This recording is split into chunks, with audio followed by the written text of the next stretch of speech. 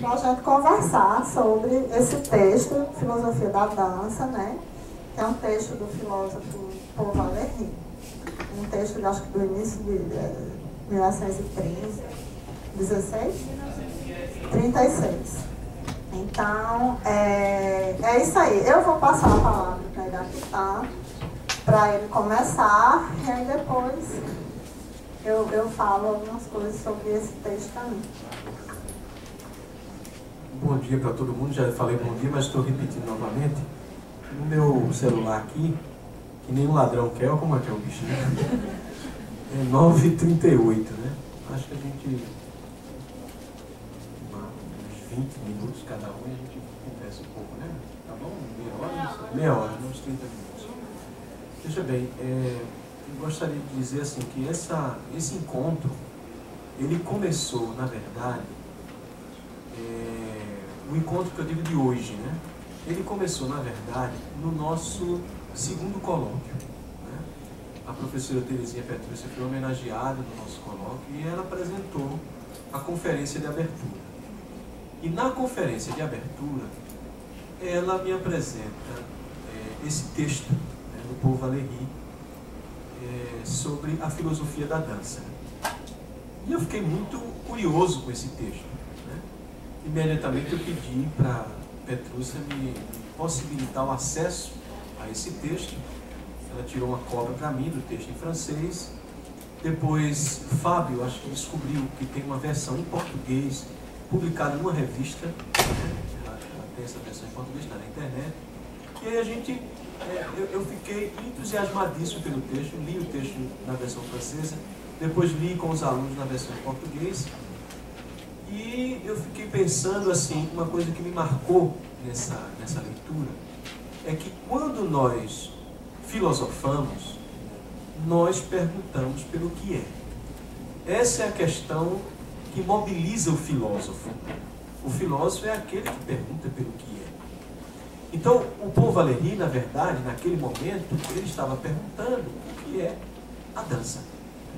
Ele estava em busca do conceito de dança. Esse era o exercício dele. Inclusive, na própria fala de Petrúcia naquela ocasião, ela chamava a atenção de que o Paul Valéry se propõe a pensar o que era a dança, mas não sabia dançar, né? Isso era uma coisa curiosa no dia que se apresentou, né? Ele disse assim, eu não sei dançar, não sei... Vou trabalhar o conceito de dança sem saber dançar. Mas ele fala da apreciação de ver as pessoas dançando, inclusive de uma bailarina, né? Tem toda a presença viva de uma bailarina no texto, né?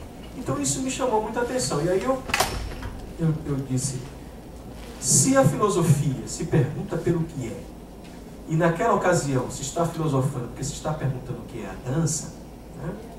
Uma outra coisa que me chama a atenção no texto é o uso da metáfora, né? Por quê? Porque o filósofo pergunta pelo que é, no exercício de definir o que é, muitas vezes ele recorre a uma metáfora, né? A gente vê muito isso presente, por exemplo, na filosofia de Platão, né? De vez em quando ele recorre aos mitos, para tentar explicitar o que ele quer dizer. E eu vi no texto uma temática que não era só a dança. O que estava em jogo ali era um outro conceito também, que era o conceito de vida. Era o conceito de vida e vida humana. O que significa a vida humana. E aí eu disse assim, olha, se a dança, se pelo caminho da dança a gente pode pensar a vida humana, então a gente pode dizer que a dança é uma metáfora da vida, né? E aí eu propus, né, a Petrúcia para que nós fizéssemos uma fala, né, conjunta, né, cada um apresentasse um pouco a sua leitura do texto, a partir dessa ideia de que a dança seria uma metáfora da vida. Foi isso que mobilizou a gente. Então nós juntamos várias coisas ao mesmo tempo. Essa fala, a apresentação do laboratório para o grupo, infelizmente nem todos puderam vir, né? Nós só temos aqui Jarlisson, levanta a mão aí, Jarlisson dá um tchauzinho, né? Fábio, né? Jarlisson é aluno do mestrado de Educação Física, né? Está fazendo uma dissertação sobre a questão da homofobia, da homoafetividade no esporte, né? Fábio é aluno do doutorado em Educação Física, né? está fazendo uma tese sobre as técnicas de rejuvenescimento, né, com base na filosofia de Foucault. Rodrigo é um pretenso candidato a doutorado, né, também está nos acompanhando. Paula, ela trabalha com dança, né, sobretudo com a parte das danças populares, danças folclóricas, né, ela também é uma pretensa candidata ao mestrado, né. Bertisa, né, que já é aluna do mestrado, ela está fazendo uma dissertação sobre as danças litúrgicas, né, como é que a dança é dançada nos espaços litúrgicos, né. Temos Rita de Cássia, né, que é aluna da graduação, é uma bolsista do PIBIC, né, que está encerrando, né, a pesquisa sobre o PIBIC, que é associada à tese de Fábio, que também vê essa questão das técnicas de rejuvenescimento nas revistas, tanto populares como nas revistas científicas, né. E Isabelle, que recém concluiu, né, o seu mestrado, né, e que estuda, né, esse fenômeno social importantíssimo hoje, que é a figura do personal trainer, né. É uma figura assim, central hoje para a educação física e para a sociedade. Então ela vem estudando isso, fez uma dissertação de mestrado sobre esse assunto e se propõe, até onde eu sei, continuar estudando isso no doutorado, está preparando um projeto de tese, né. Então eu vou falar um pouco, né, sobre a minha leitura desse texto, né, na perspectiva de pensar, né, a dança como metáfora da vida. É isso que eu vou propor a falar para vocês. Primeira coisa que me chama a atenção é que o Paul Valéry, ele vai pensar a dança a partir da vida por conta da questão do movimento. Então, os corpos que têm vida são corpos animados. Ou seja, são corpos que têm ânima. São corpos que têm movimentos. Se vocês quiserem estudar isso de forma aprofundada, vocês podem ver num texto de Aristóteles chamado De Anima, né, onde Aristóteles vai discutir o conceito de alma, né, alma nesse sentido de um princípio vital que faz com que os corpos se movimentem. E curiosamente ele vai dizer que todos os seres vivos possuem alma, só que ele vai falar de alma vegetativa, que é a alma que pertence aos vegetais, a alma sensitiva, que é a alma que nos permite sentir, que está presente nos animais e nos seres humanos, e os seres humanos têm uma terceira alma que ele chama de alma intelectiva, é aquele que é capaz de pensar. Então esse é vamos dizer assim, o caminho que Aristóteles faz para falar da questão da vida, né? Então os seres que têm vida são seres que possuem alma. Possuir alma no sentido de possuir movimentos. São seres que se movimentam, né? São seres que têm atividades ligadas ao movimento, né? O que a gente pode pensar a partir daí? O texto de Paul Valéry não fala de vegetais. Você não encontra em nenhum momento falando de vegetais, mas fala dos animais. Porque o esforço do filósofo, no sentido de perguntar pelo que é, ele também pergunta o que é o ser humano. O ser humano é um ser vivo. Mas existem outros seres vivos, né? Mas, curiosamente, a gente poderia concluir no texto de Paul Valéry, dizer assim, o que nos faz humanos é dançar. A dança nos faz humanos. Isso é uma coisa extraordinária, né? Quer dizer, a gente poderia dizer que pelo texto de Aristóteles, o que nos faz humano é pensar, né? Mas a gente também poderia usar o texto de Paul Valéry para dizer o que nos faz humano é dançar. É a dança que nos faz humano. E aí como é que ele busca? Ele não diz isso, eu que estou falando a partir do texto, né? Mas para sustentar a sua tese de que é dançar que nos faz humano, ele traz algumas comparações dos movimentos presentes nos animais, né? Ele tenta mostrar para a gente que quando os animais se movimentam, eles se movimentam mais voltado para um gasto energético, né? Inclusive quando eles estão brincando, né? Quando eles estão brincando, né? Porque a Caríssima disse até que existiu de Huizinga, né? Mas o Huizinga diz que todos os seres animais brincam, inclusive os cachorros, os gatos brincam, né? Mas quando eles estão brincando, eles estão gastando energia, né? Eles estão ali em volta com uma coisa que é da ordem vital, é para manter a vida. Para a vida se manter, é preciso se movimentar, né? Então você tem consumo de energia através dos alimentos, Mas você precisa gastar essas energias também, porque senão você não vive. O ser vivo consome energia e gasta energia. Então, quer dizer, quando os animais se movimentam, eles não estão dançando. Os movimentos dele estão associados a gastos energéticos, né? Muita energia acumulada, ele precisa gastar e ele corre, ele brinca, né? Tem hora que eu estou lá estudando no computador, lá, e o cachorro lá de casa, ele vem e fica me mordendo mesmo, para eu sair do computador e jogar a bola para ele, para brincar com ele. Quer dizer, quando ele está fazendo isso, ele está querendo gastar uma energia acumulada que está dentro do organismo dele, né? Se a gente acompanha o raciocínio do Paul Valéry, né? Ele dá inclusive o exemplo da vaca. Eu acho maravilhoso o exemplo da vaca que ele dá, né? Que a vaca está lá, né, comendo sua grama, né? Aí de repente passa o trem, né? Aquele barulho do trem, a vaca se assusta com aquilo, né? Mas depois ela volta a comer a sua grama, né? Ele chega até a usar uma expressão como se o cérebro voltasse a um marco zero, né? Que é o marco o quê? O marco da sobrevivência, o marco da manutenção do corpo, né? E a gente inclusive vê esse discurso presente na educação física, pensada do ponto de vista fisiológico, anatômico, né? Quer dizer, o que o profissional da educação física faz, seguindo esse modelo, né? É pensar programas de treinamento, né, para aperfeiçoar, né, o corpo, tanto do ponto de vista do consumo energético como do gasto energético, né? Quer dizer, imagine que a gente estaria pensando na educação física nessa perspectiva, e que eu vejo que ela é importante, mas eu penso que a educação física extrapola essa dimensão, né? E é justamente isso que o Paul Valéry vai tentar mostrar para a gente, que a dança faz com que esses corpos extrapolem, transcenda essa mera repetição de fazer com que o corpo permaneça vivo. Vivo do ponto de vista biológico, do ponto de vista fisiológico, né? Então, quer dizer, os movimentos que a gente faz para preservar o corpo do ponto de vista vital, isso não responde àquilo que seria da ordem da essência do ser humano. Por isso o ser humano precisa dançar, né?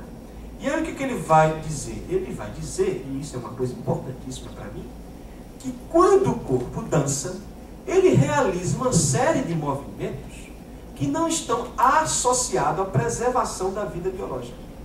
Eles são inúteis. São movimentos inúteis.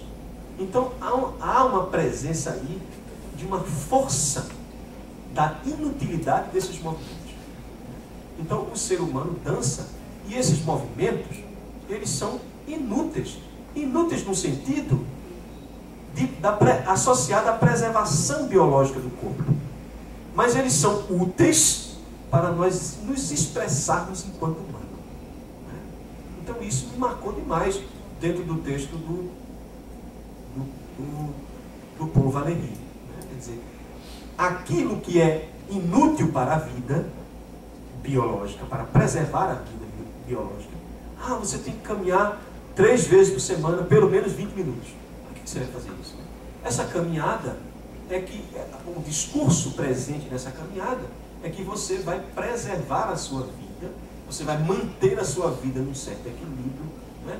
Você vai encontrar uma melhor qualidade de vida, né? Mas nós não nos fazemos humanos por conta dessa caminhada, né? Porque carece nesta caminhada, é bem verdade que a gente até pode fazer um trabalho nessa direção, né? Carece de expressividade. É bem capaz de algum aluno aqui presente, ou algum estudante, ou algum pesquisador dizer assim, eu vou fazer uma pesquisa para mostrar que na caminhada tem expressividade, né?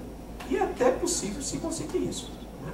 Mas o que o Paul Valéry vai valorizar? Vai valorizar essa dimensão da expressão presente na dança, né? Esses movimentos são carregados de expressividade, né?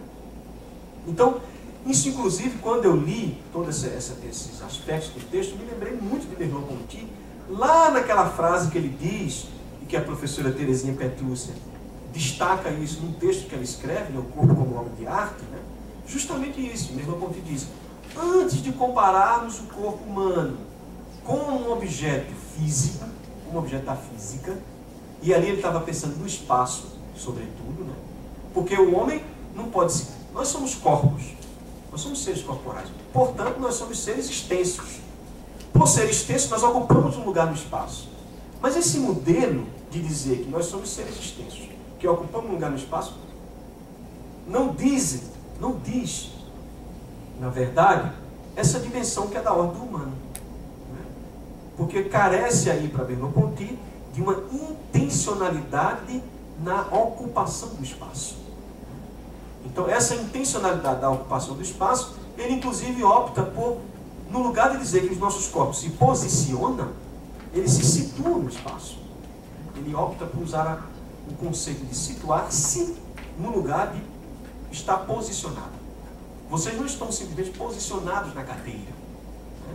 Vocês estão situados, porque vocês inclinaram os ouvidos para escutar a minha fala. Né? Então, quer dizer, há uma experiência intencional. Abrir os seus cadernos para fazer anotações. Né? Usaram suas máquinas fotográficas, os seus aparelhos para filmar, posicionaram eles, ou direcionaram eles. Ou seja, tem uma atividade intencional presente. É claro que no texto, em nenhum momento, Paul Valéry vai falar de intencionalidade. Eu que estou falando de intencionalidade com base na fenomenologia da percepção. Né? Inspirado nessa ideia de, antes do corpo ser comparado a um objeto da física, ele é uma obra de arte. Quando Merleau-Ponty diz que o corpo é uma obra de arte, ele está falando que o corpo pode ser uma construção artística, uma construção estética, que é melhor do que a dança para expressar isso. Quando nós estamos dançando, nós estamos construindo uma expressividade de natureza estética. Então, nesse sentido, esses movimentos são movimentos para expressar uma vida que não é só a vida biológica. É uma vida que tem uma presença marcante de elementos socioculturais. Não é à toa que a nossa linha de pesquisa no nosso laboratório, no nosso programa, chama-se Estudos Socioculturais da Educação Física, na tentativa de estudar esses fenômenos socioculturais. E eu venho assim insistindo muito dentro do grupo que nós passemos a estudar quase com um pouco a mentalidade do antropólogo, né? Evidentemente com espírito filosófico. Né? Eu também acho que a gente não deve aí sair a procurar grupos humanos para estudar sem ser mediado pela questão de fundo que todos nós nos perguntamos. Esse enigma que é quem somos nós. Né? Ou seja, quem é o ser humano? E aí é curioso a gente encontrar um texto que nos diz que sermos humanos é ser seres dançantes, seres que dançam. E aí curioso é que ele extrapola essa ideia da dança, da própria dança, e coloca inclusive no âmbito da filosofia. Porque ele diz que a produção de ideias é também uma dança. Bacana isso, né? Ele usa uma metáfora para falar da produção de ideias. Quase que como se a gente pudesse dizer assim, preparar um projeto de mestrado, ou preparar um projeto de tese, é dançar. Você precisa criar uma coreografia das ideias, uma coreografia do pensamento. Ele se inspira, ele vai a fundo nessa ideia da dança, como sendo, e aí ele cai numa coisa que eu acho fundamental, que é a questão da poesia. O microfone quase saiu, não foi aqui quando eu fui falar assim. Que é essa dimensão da poiesis, da criação. Não é à toa que um dos grandes desafios para montar um espetáculo de dança é a criação coreográfica. É produzir a coreografia. Porque isso entra no âmbito da criatividade. Né? Criar, inventar. Né? Isso, inclusive, me faz pensar num outro texto de Merleau-Ponty, que é a estrutura do comportamento. Quer dizer, os outros seres vivos, eles repetem aquilo que já está definido pela espécie. Nós não temos padrão.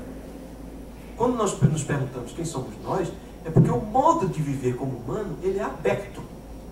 Ele não é fechado.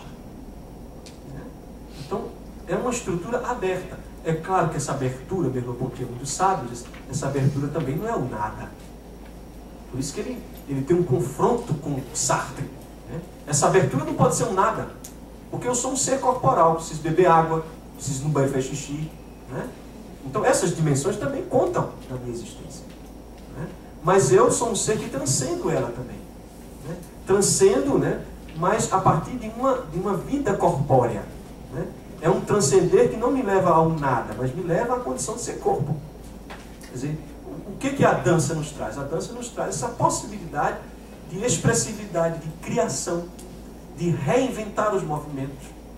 Porque eu posso pegar, classificar os movimentos. Pegar, lançar, arremessar, chutar, correr. Eu posso fazer uma taxonomia desses movimentos, classificá-los. Mas quando a gente entra no âmbito da dança, a gente pode até ver todos esses elementos presentes. Mas a gente não pode perder de vista um outro horizonte, que é o horizonte da expressividade e da criatividade. Isso é um elemento presente na dança. Por isso que são movimentos inúteis, completamente inúteis para a preservação da vida do ponto de vista biológico. Ninguém precisa dançar para preservar a vida biologicamente. Você precisa se alimentar, você precisa correr, talvez. E talvez até sem correr, talvez até você consiga manter a vida. Mas para dançar, não. Para dançar você precisa. O movimento é fundamental. E movimentos inúteis para a preservação da vida do ponto de vista biológico. Mas ele diz assim, mas eles são fundamentais para a expressividade humana. Eles são essenciais. Eles são necessários. Quer dizer, no campo daquilo que é da ordem biológica, do ponto de vista vital, é desnecessário. Mas do ponto de vista humano, ele é fundamental. Eu não sei quanto tempo eu já falei. Não estou controlando aí, mas... 20? Então pronto, tem umas 10 minutos, né? Muito bem, Marcelo. Gostei de ver, né? Então é isso, quer dizer, me parece que o texto todo vai nesse jogo. Né? E por que se resgata o conceito de poesia, de poiese? Né? É no sentido da criação. Né? É como se a gente pudesse dizer assim, vai, conhece a ti mesmo. Né? Esse conhece a ti mesmo não tem uma resposta. Nós é que temos que produzir. Nós é que temos que elaborar. Não tem uma resposta para isso. E essas elaborações, ela passa por um campo de construções e reconstruções. Eu me lembro, por exemplo, Vilne, né, que é uma aluna lá do programa de doutorado, que foi fazer a Bolsa Sanduíche lá na Bélgica. Quando chegou lá, Vilne quase que voltava para casa. Ela chegou em pleno inverno, tudo cinza, um frio de rachar, né? Ela dentro de casa, todo mundo preparando seus exames, era período de prova. Imagina a situação. Passou um e-mail, ninguém dá nem bom dia para ela, né? Ela sozinha naquele lugar, ela passou um e-mail desesperada. Né? Aí eu falei para ela, disse, olha, quando a gente vai para um novo lugar, a gente vai com uma série de significações. Mas a gente precisa ressignificar nossas vidas. A gente vai ter que produzir novas elaborações. Porque se você ficar refém, né, dessas elaborações antigas, você não vai sair do campo. Você vai ter que ressignificar a sua vida. Então, quer dizer, nós somos o tempo todo tomados, né, por situações cotidianas que nos exigem novas elaborações.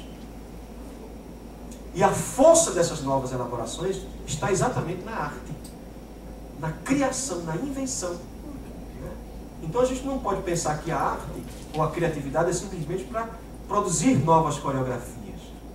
É também para produzir estilos de vida que nos faz pessoas mais saudáveis. Né? Daí a importância do riso, da ironia. Né? Isso tudo é saúde, né? Da brincadeira. Né? Aquilo que a gente fala que é de extrema importância para a produção da coreografia, também passa a ser de extrema importância para a produção da vida humana, para a elaboração da vida humana. Então, assim, eu vou encerrar contando uma pequena história que eu escutei de uma amiga. Né? O filho dela, né, é um casal amigo nosso, o filho dela teve um problema de leucemia. Ele estava jogando futebol no quintal da casa, e o pai dele viu uma série de ronchas na perna do menino. Aí perguntou para ele o que é isso, né? Ele achou que foram pancadas jogando futebol. Mas na verdade estava se instaurando ali naquele corpo um processo de leucemia, né? Uma doença gravíssima, né? E aí eles começaram toda uma batalha, né, para levar esse menino para o médico, fazer exame, diagnosticar, fazer quimioterapia. Inclusive, o procedimento mais radical é o quê? É fazer transplante. E eu sempre me reflito sobre isso. Quer dizer, a gente que é de uma área de estudo na educação física, é mais voltado para as manifestações socioculturais, mas de repente a gente se depara com situações em que usa todo o instrumental, né, da fisiologia e da anatomia. Né? Quer dizer, como é que você detecta que alguém está com leucemia? É através de marcadores bioquímicos. As pesquisas do pessoal da fisiologia, da anatomia e da biologia hoje é toda feita com marcadores bioquímicos. Né? E na última aula, inclusive, um aluno meu disse assim, os meus sujeitos da pesquisa são os meus clientes. Eu digo, tá, vocês já estão usando a terminologia cliente para os sujeitos da pesquisa, né? Quer dizer, a coisa incorporou mesmo o discurso médico dentro da medicina. Né? Mas na hora que você vai identificar alguém que está com a leucemia, com um procedimento dessa natureza, você tem que recorrer aos marcadores bioquímicos, não tem jeito. Né? Por isso que eu acho que Merleau-Ponty tem razão. No humano, tudo é natural e cultural ao mesmo tempo. Né? Não adianta a gente achar que nós não somos seres naturais. Nós somos seres naturais. Agora, dizer que nós somos reduzidos a seres naturais, aí eu desconfio muito dessa tese. Né? Mas o menino apareceu com essas manchas, identificou a leucemia, começou todo um processo de quimioterapia. Mas uma coisa me marcou nessa história, e tem tudo a ver com o que a gente está falando. Esse menino, quando estava nas suas mais angústias, né? No seu sofrimento, no seu intenso sofrimento, ele pedia à mãe dele para colocá-lo no braço e dançar com ele. Olha, isso me marcou profundamente. Né? Ou seja, como se a dança, o dançar com a mãe, fosse uma expressão de alguém que era mais do que um conjunto de ossos, de músculos, né? Acometido de uma doença grave. Era muito mais do que isso. Mesmo na hora do intenso sofrimento, do intenso